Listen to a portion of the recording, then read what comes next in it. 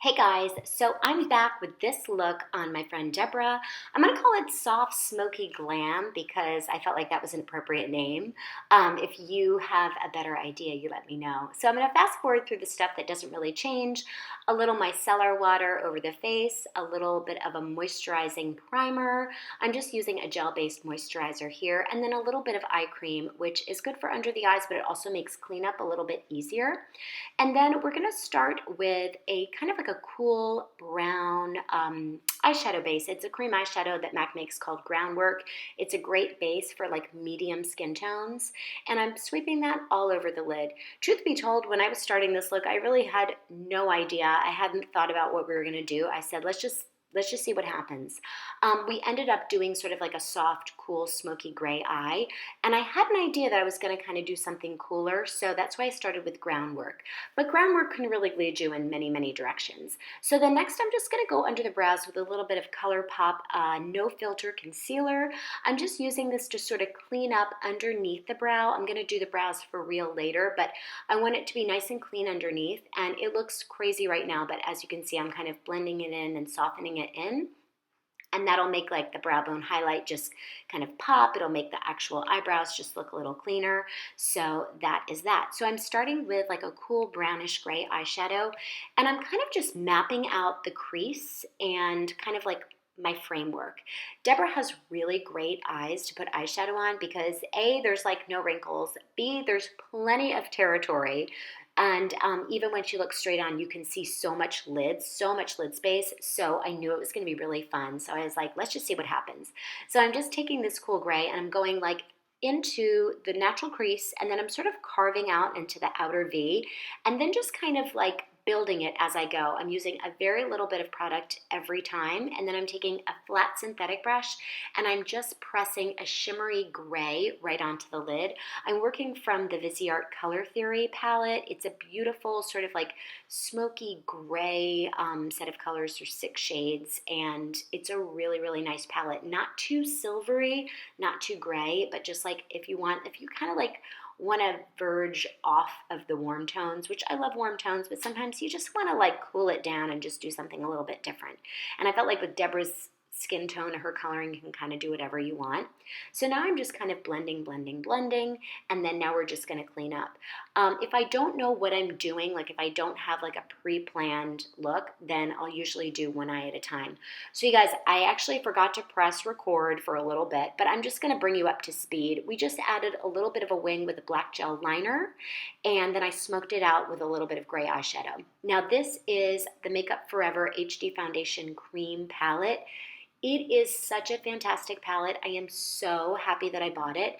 And I'm just blending a few colors together. I feel like this palette is really universal. You could deepen shades, you can lighten shades. I feel like you have a nice variety of cool and warm undertones. And so far, I have not had any bad feedback from it. Like, it has been so good. It's a cream foundation, but it does blend in well. And you'll see it's looking a little bit like dewy right now, but once I set it with powder, it does not budge, and it's very, very long wearing. So I started with a foundation brush, a synthetic one, and then I'm going in with a beauty sponge and I'm just kind of pressing it in.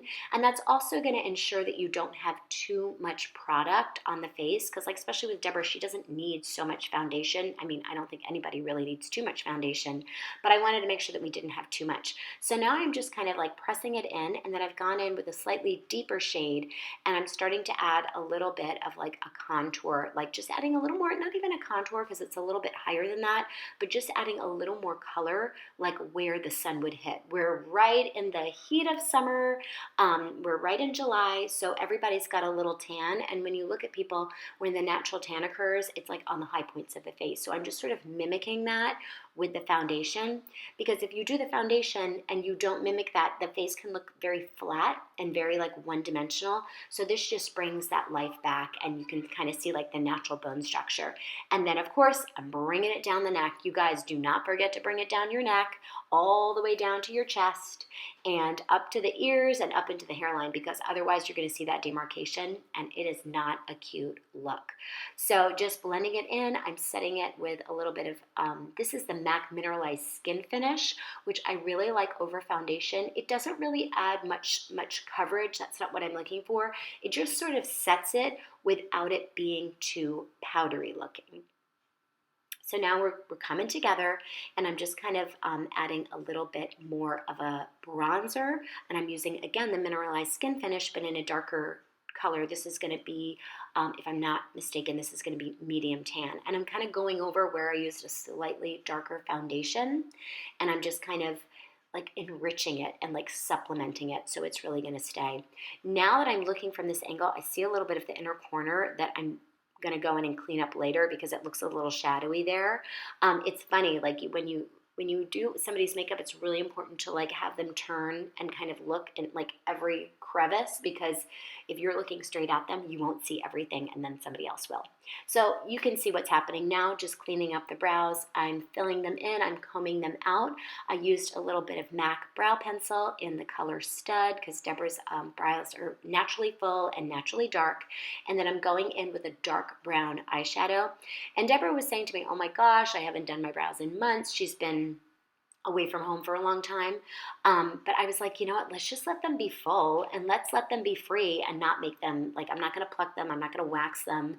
I'm just going to let them be really full. And like, they don't have to be perfectly shaped. I kind of like a good full brow. I think it's really beautiful and youthful. I did a little bit of shadow under the lower lash line, very, very light on a flat, stiff brush, the same shadow that I used in the crease. Threw on some mascara, and now as you can see right now, I'm putting on a set of false lashes, just very carefully wiggling them in place. And I find that when you're using false lashes, let that glue get tacky for like a full minute, like a full 60 seconds, and then your placement is going to be so much easy. Sorry about the shadow on one side of the face here. I'm just obviously standing in front of the light. Just throwing on some lip liner. Today I'm doing lip liner first. I don't normally do that. And then a little bit of lipstick. I'm using the Graftobian lip palette that I love. It's a beautiful, beautiful palette that I think it's going to get so much use from me. And then I'm throwing on a little bit of MAC lip gloss, and I'm putting it all the way really up to the top edge. And you guys, here it is. We added a little bit of MAC Soft and Gentle on the high points in the face, the Cupid's bow, the cheekbones, and I think Deborah was really happy, and that made me happy. I hope you guys liked the video, and I'll see you in the next one. Thanks for watching.